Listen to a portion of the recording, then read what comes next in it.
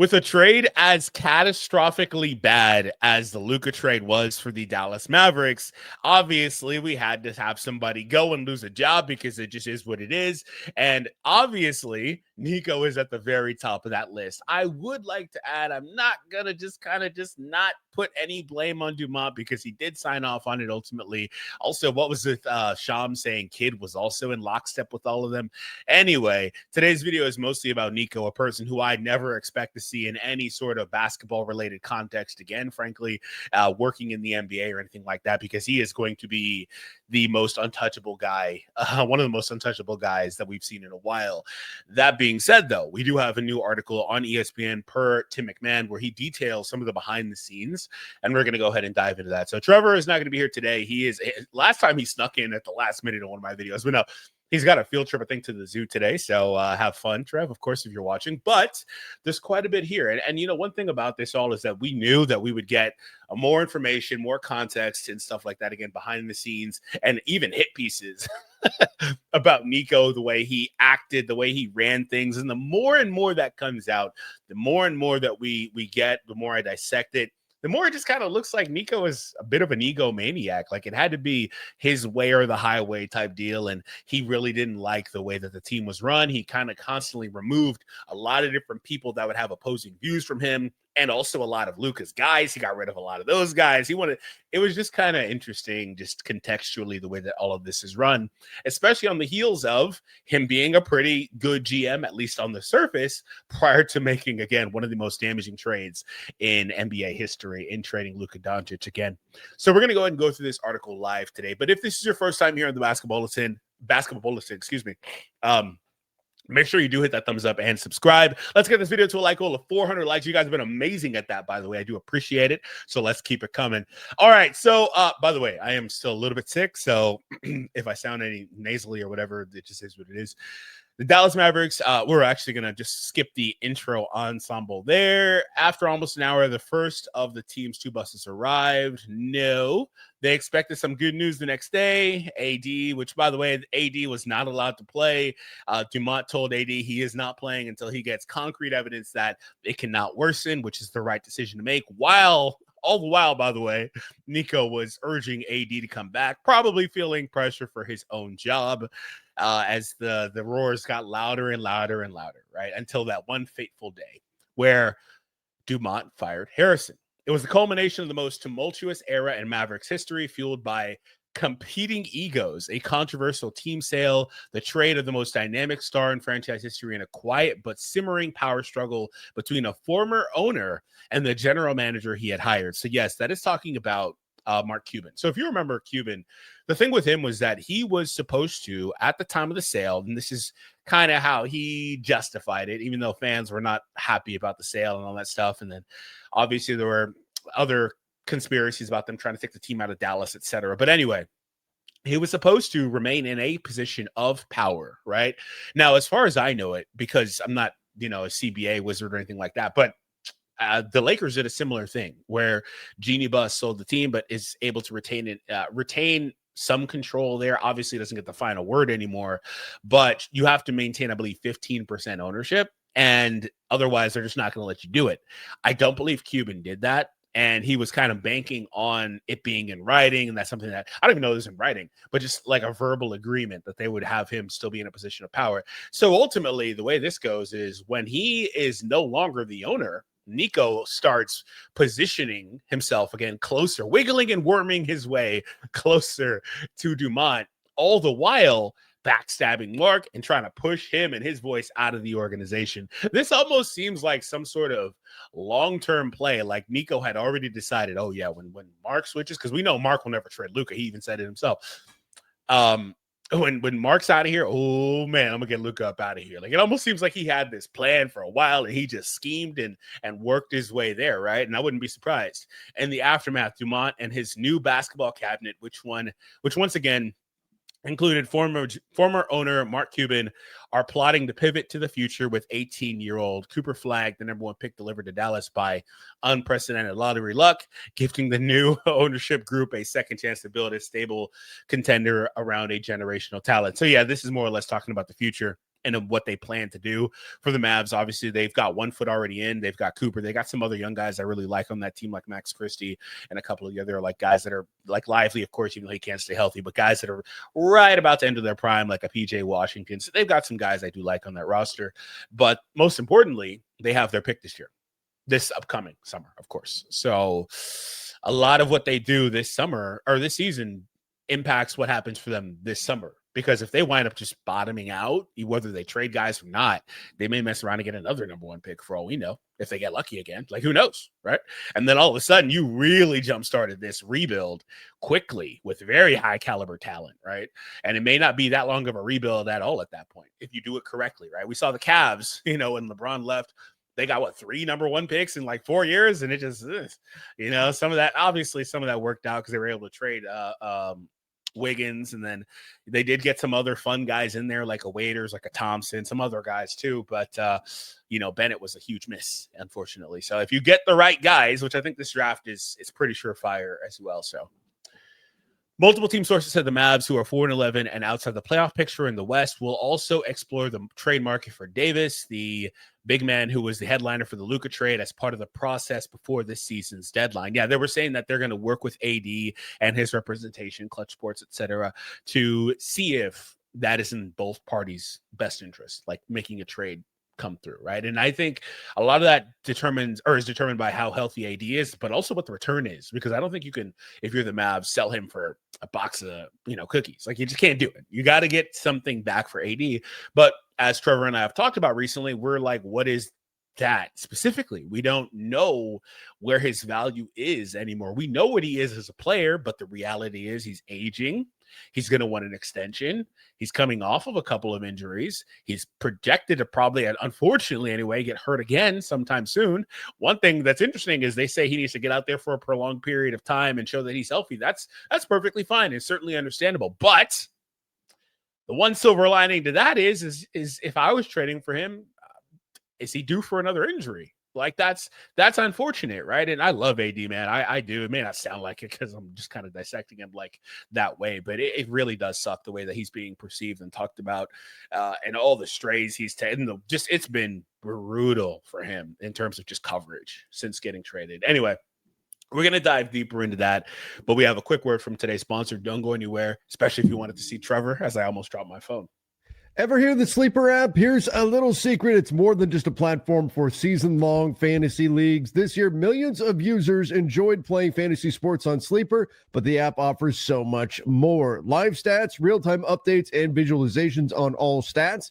A news feed, this is so important for me. You can get lightning-fast updates on your favorite players and teams. A real-time chat to allow you to engage with other users about individual plays and performances during the NFL and NBA seasons. So download the #1 sports app today. Experience it for yourself. When you use promo code Bulletin, you get up to a $100 match on your first deposit. Terms and conditions apply. See Sleeper's terms of use for details. Currently operational in over 25 states. Check out Sleeper today. And by the way, they do have a phenomenal promo going on right now as well. Free $20 entry. Go check that out. No deposit required. $20 entry for free. Go check them out. Use the link in the description down below, and that promo code is Bulletin. As that ad started, the funny thing about that is, and I'm not joking, he literally texted me. I told you this guy's on a field trip with his family, his daughter, whatever it is. This guy is always working, man. I have such admiration for him. I'm always working in my own regard, but I still look at him and like, dude, I don't know how you could do what you do, bro. He literally texted me this report that apparently Klay Thompson understands that he might get traded, basically. So that's a part of this too, right? But shout out to him. He's always on it, man. He's never stopping. This guy, he sleeps for like an hour and he gets back to it. Obviously, he sleeps more than that, but still, man, I have such admiration for him. All right. So anyway, back to it. Why wasn't Cuban given any more input than any of the other season ticket holders in the franchise's rattling decision, and how much power will Cuban have moving forward as the Mavs try to get the franchise back on track? So a big thing about this is that, yes, he had gotten frozen out and they didn't consult him about anything. I think he said that he heard about it after it was already done, basically, like it was already conclusion. They're like, wait a minute, what do you mean you're trading Luka of all things? Like, what do you have? What are you doing here? And he even said, like, why would you not shop him? Why would you not get the farm back? And some of that's just, again, or a lot of that's because Nico had his guys. Quietly, Kyrie is also one of those guys, for the record. But nobody really cares about that. That worked out, right? But AD was another one of those guys that he really pinpointed, really had a relationship with from the Nike days and all that stuff. And he just was dead set on AD. He knows what AD is. Unfortunately, he got an injured AD, but it is what it is. And that's what he wanted. And so he didn't shop him, right? He didn't shop him. He even let the Lakers talk him out of assets, which is bad business in my opinion. Okay, you included Maxey. Okay, you could value getting off the couple of years of like 13 million, whatever, as like maybe a first round pick equivalent. Yeah, you got Max, who would be a first round pick still in today's or in the next summer's upcoming draft because he's still young, right? Okay, fine. But there's no reason that the Lakers shouldn't have, had to throw in another or maybe throw in Austin instead or like whatever, right? But he let them talk him down. So like he was really dead set. He felt really comfortable about getting Anthony Davis and really good about it. And for literally a half, the first half where AD and Kyrie were out there, you could kind of see where he thought he was a mad genius, man. Unfortunately, it all came crumbling down. Anyway, Cuban was frozen out, and so it looks like Dumont is now, and this is new, this is not new information, we've known about this, but it looks like Dumont is trying to undo some of that, and I question whether or not it's not just for optics, trying to get the fans back on his side. He's bringing back in Dirk. He's giving Dirk more of a voice, if you will. And we also heard Dirk kind of talk about Nico the other day. We covered that in the video.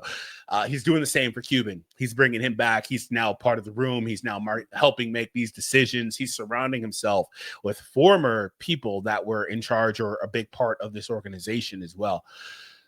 All right. Discussions with more than a dozen sources inside the organization reveal that two other franchises' most powerful men, Cuban and Harrison, were vying for influence in the ear of the new and experienced owner. So, okay. So it wasn't just Nico, by the way. I guess Nico was the one that won the battle, but Cuban also, it almost sounds like from that line, like Cuban wanted to have his cake and needed to. He wanted to get the money, but he knows this guy doesn't know anything about basketball. So I got to make sure that I am his right-hand man. And that way I make myself indispensable to him and we can make these decisions together. But again, I get the money, right? One man determined to prove his basketball acumen after finally being given freedom to run a team. The other desperate to get back in the game. Interesting. All right. Mark Cuban's been trying a coup for months, said one source for the team, been trying a palace coup for months. Oh, palace. I was like, wait, what? It makes no sense. A horde of reporters and television cameramen waited patiently for Cuban to wrap up his three-point shooting routine on the American Airlines Center court, a pregame routine that has been part of his perks for running the Mavericks. We're diving all the way back to 2023 here. I'm going to go ahead and just click a little bit forward here. We do have some context into the idea before for the sale. Cuban has been relieved of the financial stress of funding an NBA contender as a mere middle-class billionaire, with quotes up. Get out of here. And he proudly proclaimed he would continue to control the Mavs basketball operations as part of the partnership in which he maintained a 27% ownership stake. Oh, he did maintain a good chunk of it. 27 is huge. Like I said, I think you only need 15. There weren't any specific language regarding that authority in the official purchase agreement, Cuban acknowledged, but he was adamant that the plan was for him to continue to be the boss of the Mavs Basketball Matters, even though Dumont would officially have final say as the franchise's governor. So again, that's the exact same genie bus thing. The difference is in writing then at that point, because she got it in writing as well. He did not. That's Cuban overselling himself because he always has a microphone in front of him, one source told ESPN. Minutes later, after divulging the intricacies of the deal, Cuban gathered the team's players, coaching staff, and front office personnel in the locker room to deliver a similar message that nothing is going to change. In the room, the news didn't land the way Cuban had intended. Multiple sources found Cuban's comments to be disrespectful towards Harrison, who was in his third season as the Mavs president of basketball operations and GM following a lengthy tenure as a Nike executive. Across the organization, it was common knowledge that Harrison's freedom to function in those roles had ebbed and flowed based on when Cuban decided to grab the wheel. Now, in front of players and staff, Cuban had just dismissively minimized the power of the GM he had hired nearly 3 years prior. So he basically said, yeah, I'm going to be here and I'm going to do what I want to do. And I'm going to be, again, not the one that's mainly footing the bill here anymore. We got the money, bag secured, but I'm going to still be making the decisions. And Cuban had always been a very hands-on vocal owner, which you could question whether or not you really want that or not. But again, like I said, until the Luka trade, even though there were some other things in there we kind of skirted over, okay, but whatever. Until the Luka trade, Nico had a mostly really good track record. Again, there are some other things in there like Brunson and stuff like that, but apparently Nico blames Cuban for decisions centered around guys like Brunson, right? Anyway, for many people in the room, however, the prevailing takeaway from the meeting left them perplexed. Why in the world would people pay billions of dollars to buy the franchise, but allow Cuban to run it? Days later, Dumont had made his first visit to Dallas since the sale. He held separate meetings with the franchise's business staff, basketball operation department, and players. In the latter 2 seasons, he was asked directly about Cuban's claim to maintaining basketball authority, and he said, "Mark is a friend. I will consult him from time to time," according to multiple people in the basketball operations meeting. But make no mistake about this, I'm the governor of the team and I am making decisions. The directive, and that is what I would expect, right? Like the quote said, why would you pay billions of dollars and not get to get the final say so? And that also applies to the Lakers once again. The directive from Dumont was a relief to many, including Harrison and coach Jason Kidd, who were often frustrated by what they perceived as Cuban's frequently unproductive meddling in personal decisions, sources inside the organization said. It also created a power vacuum that Harrison pounced to fill, and he did so with aplomb. I don't know that word, aplomb. That's the first time I'm seeing that. A trip to the finals that season, aided by a pair of trade deadline deals that paid immediate dividends, provided Dumont enough evidence to put faith in Harrison's basketball brilliance. So see, we talked about that. The finals run was instrumental to his ability to get in the ear of Dumont. Dumont really started to pay attention to what he had to say because he made those trades. Those trades were huge. And then they push all the way to the finals. And Dumont has the ability at that, or Nico at that point has the ability to say, hey, we are right on the doorstep. If we can do this one thing, no matter how drastic it is, if we can do this one thing, that'll get us over the hump, right? Right? And so doesn't that sound enticing if you're inexperienced, right? And like Nico said, they didn't understand the fan backlash, all these other things. I think they just overthought this entire process. They came back the following season. They got better at shooting, and they were a better team, in my opinion, the following season before the Nico trade. They started the season really good until Luka gets hurt. Like I think that they overthought this entire process, man. I do. And again, some of it could just be ego, right? Before Game 4 of the finals, Dumont conducted the only news conference he had held since the ownership transfer. He was flanked by Harrison. Normally, when teams change ownership, they bring their own people in, Harrison said. Patrick and the Adelson family, they've adopted me as their own, so I really appreciate that. One of the things about Patrick and I, our conversations, we talk about leadership, we talk about investing in the community, we talk about the culture. It's all the things that I believe in. It reminds me of my old days at Nike. I guess that's his corporate background. Unlike his predecessor, Dumont doesn't bask in the glare of the public spotlight. Cuban soaked up the fame that came with NBA ownership, parlaying his image as a bombastic businessman into a long-running role on Shark Tank that elevated his celebrity far beyond the sports world. By stark contrast, a Google search produced only one photograph of Dumont when news broke of the Mavs sale. The corporate world is the comfort zone for Dumont, who received an MBA from Columbia Business School before beginning his career in the investment banking more than a quarter century ago. He has climbed the corporate ladder since joining Las Vegas Sands following his 2009 marriage, to the daughter of the corporation's owner, and since deceased stepfather Shelton Adelson, becoming the president and chief operating officer in 2021.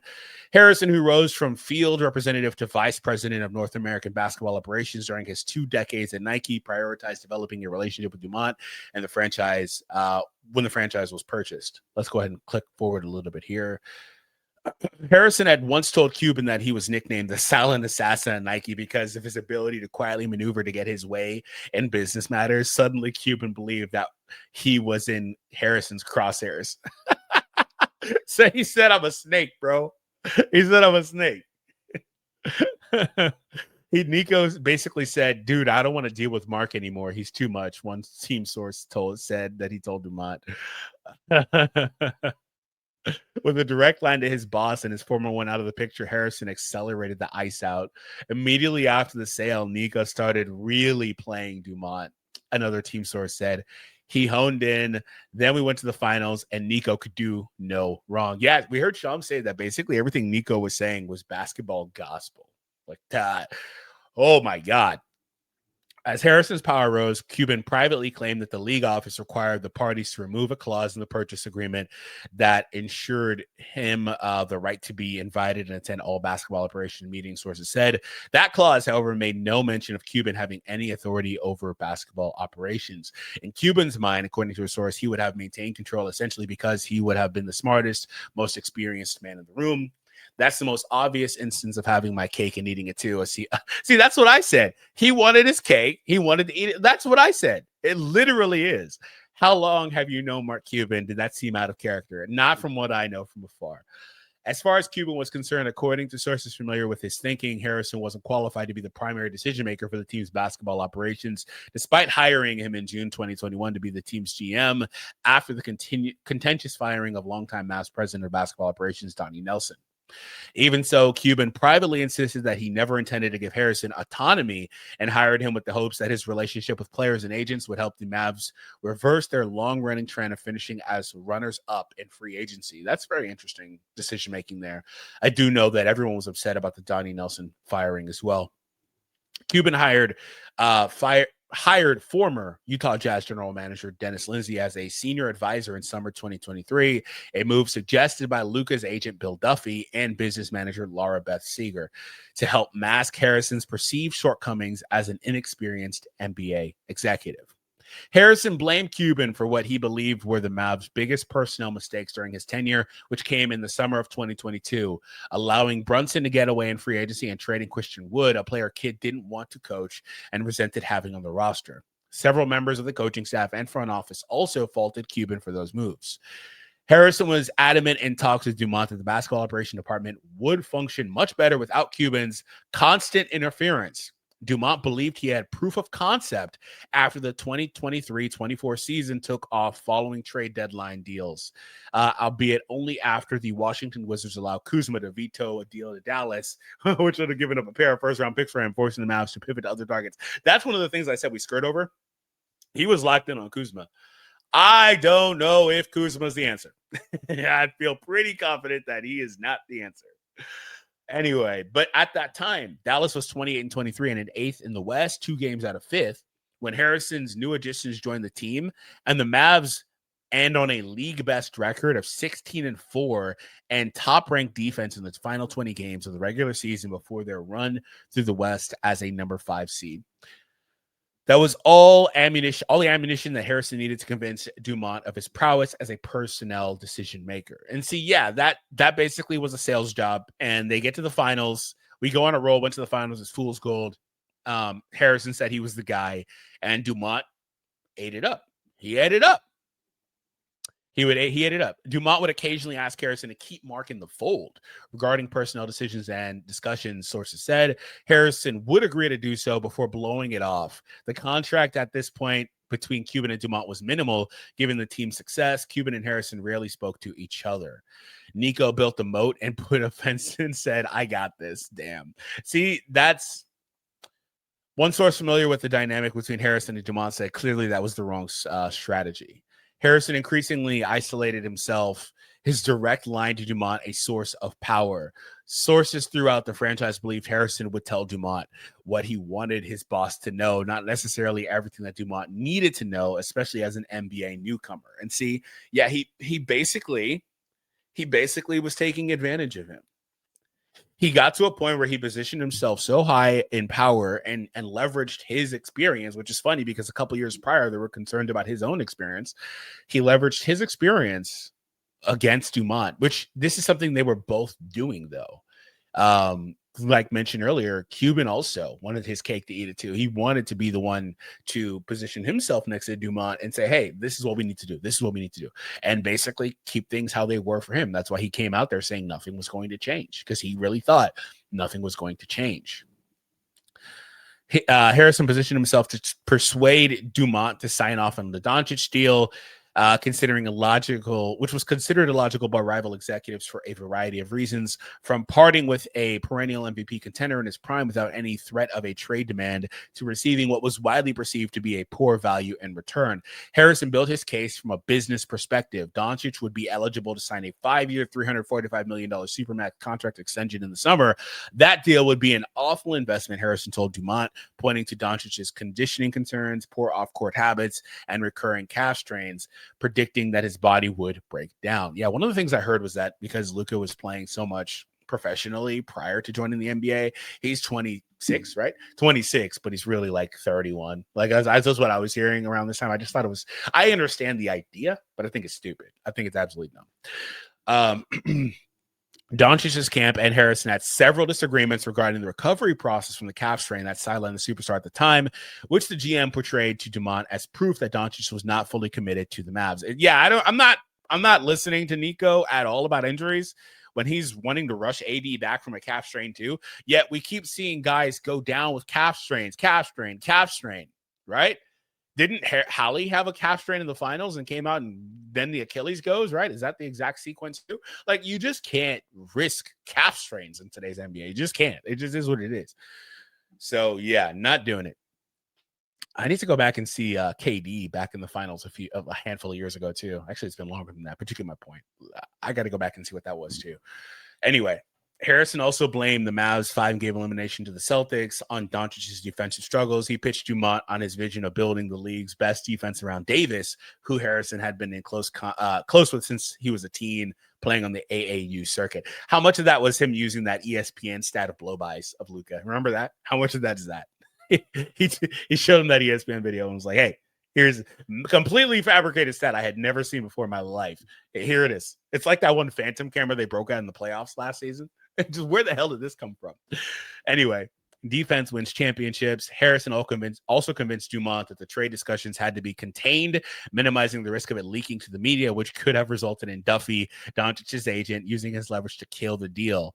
Looping in Cuban would have likely led to a leak, Harrison told Dumont. No one else knew. No one else had to know. Dumont bought it, and that was all that mattered. In Nico, we trust too much at the end of the day, a source said, referencing an infamous line from Dumont's interview with the Dallas Morning News days after the trade. That quote has come back to haunt Dumont. Yeah, so he made sure that it was all quiet so that way it wouldn't fall apart. Long story short, that would have happened. All right. So he does talk about the halftime during the November 10th game. Some of that stuff with the Fire Nico chants. I realize that we've been at this for quite a while, by the way. If you've watched this entire thing, just comment down below, watch the entire thing. And if I remember, I will make sure to give you a heart on your comment. I appreciate it either way. But talks about Harrison getting fired. Harrison received death threats after the Luka trade. Yeah, I think that's a bit too far. I understand the idea, but I think that was a bit too far. The guy can't even go out with his family. I understand. Mavs fans, I do. I think some of that's just a little bit too far, though. He should be able to have a life, but really, what it is the whole city feels betrayed, and he is the most hated person in the entire city. I wouldn't be surprised if people refuse to offer him service in places because of who he is. Right? It is what it is.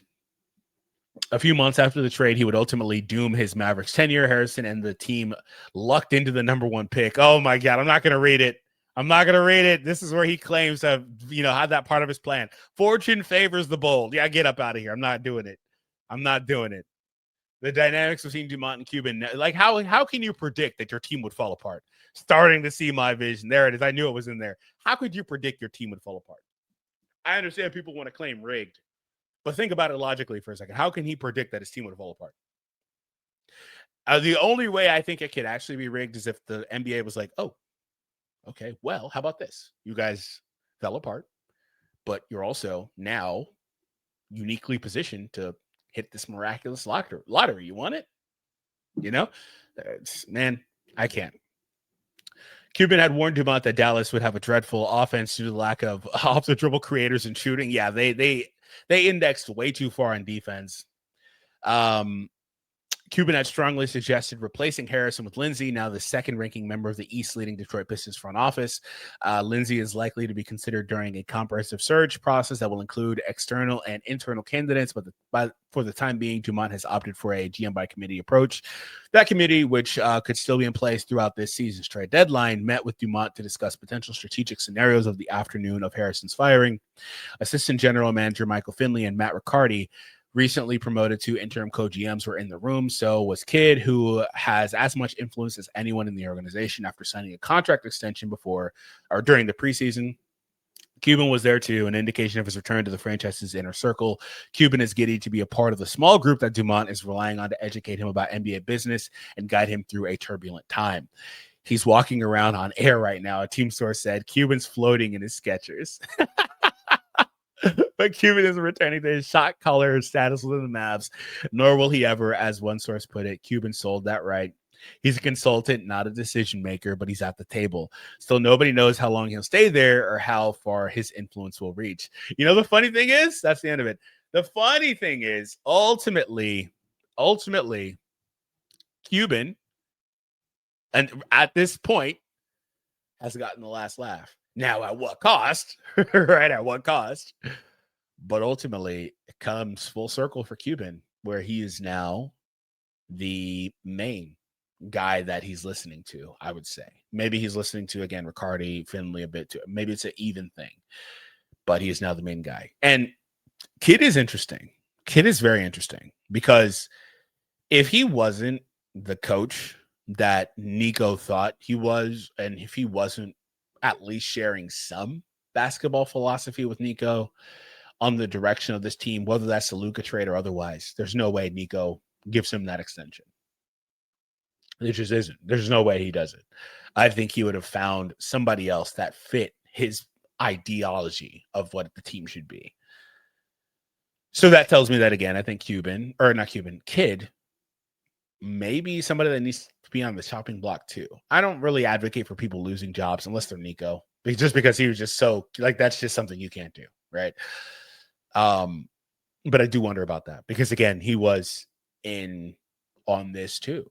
There's no way he wasn't. Shams even says so as well. And unfortunately, Dumont can't remove himself because Dumont also doesn't deserve a pass. Like I mentioned at the beginning of this, he also doesn't deserve a pass. That's where, like, you know, the Luka coming back stuff is interesting. Does he just say bygones are bygones, like LeBron once upon a time did with Dan Gilbert? Does he just say bygones are bygones because the owner can't go anywhere? Like, it just is what it is, right? If he ever decides to go back, I think he said he may end up ending his career in Real Madrid. I think he's probably going to play Lakers than Real Madrid if that's what he actually wants to do, or retire a Laker. Maybe I could see him going back to Dallas for like 1 or 2 years at the tail end, but I don't see him going in his prime. That's a whole other discussion, though. But this whole thing, this is mostly the curtain on all of this. It's just more context into the way that this worked. It's crazy. He said he called himself the silent killer, because that is what he was trying to do. He was absolutely, positively positioning himself up. And I do think that some of that, just in this world, you need to have some of that, a lot of that. It's pretty cutthroat. You have to have a lot of that in there to be able to position yourself at this level, right? Working your way all the way up. He also with Nike, like working his way all the way up in these corporations, right? So pretty interesting overall. Let us know what you think in the comments. Like I said, if you watch the entire thing, make sure that you do leave a comment and I'll give you a heart. I got to go get some coffee or tea or something. I got to go, guys. Thank you. I appreciate you.